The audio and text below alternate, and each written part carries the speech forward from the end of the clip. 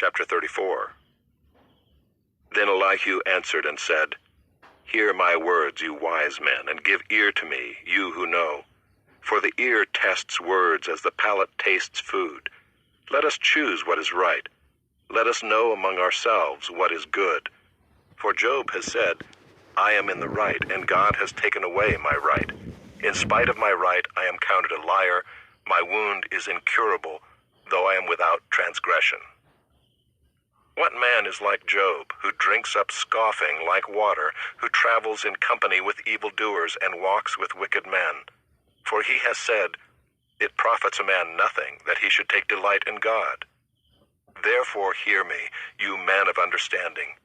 Far be it from God that he should do wickedness, and from the Almighty that he should do wrong. For according to the work of a man he will repay him, and according to his ways he will make it befall him. Of a truth, God will not do wickedly, and the Almighty will not pervert justice. Who gave him charge over the earth, and who laid on him the whole world?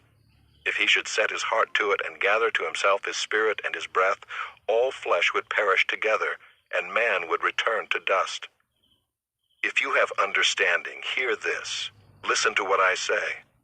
Shall one who hates justice govern? Will you condemn him who is righteous and mighty, who says to a king, worthless one, and to nobles, wicked man, who shows no partiality to princes, nor regards the rich more than the poor, for they are all the work of his hands? In a moment they die. At midnight the people are shaken and pass away, and the mighty are taken away by no human hand. For his eyes are on the ways of a man, and he sees all his steps. There is no gloom or deep darkness where evildoers may hide themselves.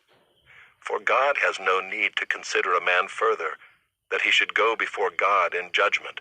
He shatters the mighty without investigation, and sets others in their place.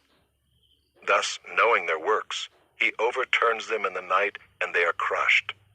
He strikes them for their wickedness in a place for all to see, because they turned aside from following him, and had no regard for any of his ways, so that they caused the cry of the poor to come to him, and he heard the cry of the afflicted. When he is quiet, who can condemn? When he hides his face, who can behold him? Whether it be a nation or a man, that a godless man should not reign, that he should not ensnare the people. For has anyone said to God, I have borne punishment, I will not offend any more? Teach me what I do not see. If I have done iniquity, I will do it no more. Will he then make repayment to suit you because you reject it? For you must choose, and not I. Therefore declare what you know. Men of understanding will say to me, and the wise man who hears me will say, Job speaks without knowledge, his words are without insight. Would that Job were tried to the end, because he answers like wicked men. For he adds rebellion to his sin. He claps his hands among us and multiplies his words against God. Chapter 35. And Elihu answered and said, Do you think this to be just? Do you say, It is my right before God? That you ask, What advantage have I? How am I better off than if I had sinned? I will answer you and your friends with you. Look at the heavens and see, and behold the clouds which are higher than you. If you have sinned, what do you accomplish against him? And if your transgressions are multiplied, what do you do to him? If you are righteous, what do you give to him? Or what does he receive from your hand? Your wickedness concerns a man like yourself, and your righteousness a son of man. Because of the multitude of oppressions, people cry out. They call for help because of the arm of the mighty. But none says, Where is God my maker, who gives songs in the night, who teaches us more than the beasts of the earth, and makes us wiser than the birds of the heavens? There they cry out, but he does not answer, because of the pride of evil men. Surely God does not hear an empty cry, nor does the Almighty regard it. How much less when you say that you do not see him, that the case is before him, and you are waiting for him. And now because his anger does not punish, and he does not take much note of transgression, Job opens his mouth in empty talk. He multiplies words without knowledge.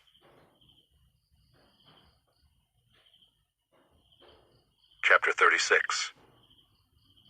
And Elihu continued and said, Bear with me a little, and I will show you, for I have yet something to say on God's behalf. I will get my knowledge from afar and ascribe righteousness to my Maker. For truly my words are not false. One who is perfect in knowledge is with you. Behold, God is mighty, and does not despise any. He is mighty in strength of understanding. He does not keep the wicked alive, but gives the afflicted their right. He does not withdraw his eyes from the righteous, but with kings on the throne he sets them forever, and they are exalted. And if they are bound in chains and caught in the cords of affliction, then he declares to them their work and their transgressions, that they are behaving arrogantly. He opens their ears to instruction and commands that they return from iniquity. If they listen and serve him, they complete their days in prosperity and their years in pleasantness. But if they do not listen, they perish by the sword and die without knowledge. The godless in heart cherish anger. They do not cry for help when he binds them. They die in youth, and their life ends among the cult prostitutes. He delivers the afflicted by their affliction, and opens their ear by adversity. He also allured you out of distress into a broad place where there was no cramping, and what was set on your table was full of fatness. But you are full of the judgment on the wicked. Judgment and justice seize you. Beware lest wrath entice you into scoffing, and let not the greatness of the ransom turn you aside. Will your cry for help avail to keep you from distress, or all the force of your strength? Do not long for the night when peoples vanish in their place. Take care. Do not turn to iniquity, for this you have chosen rather than affliction. Behold, God is exalted in his power. Who is a teacher like him? Who has prescribed for him his way? Or who can say, You have done wrong? Remember to extol his work of which men have sung. All mankind has looked on it. Man beholds it from afar. Behold, God is great, and we know him not. The number of his years is unsearchable. For he draws up the drops of water. They distill his mist in rain, which the skies pour down and drop on mankind abundantly. Can anyone understand the spreading of the clouds, the thunderings of his pavilion? Behold, he scatters his lightning about him and covers the roots of the sea. For by these he judges peoples. He gives food in abundance. He covers his hands with the lightning and commands it to strike the mark. Its crashing declares his presence. The cattle also declare that he rises.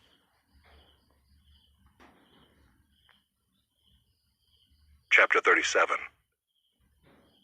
At this also my heart trembles and leaps out of its place.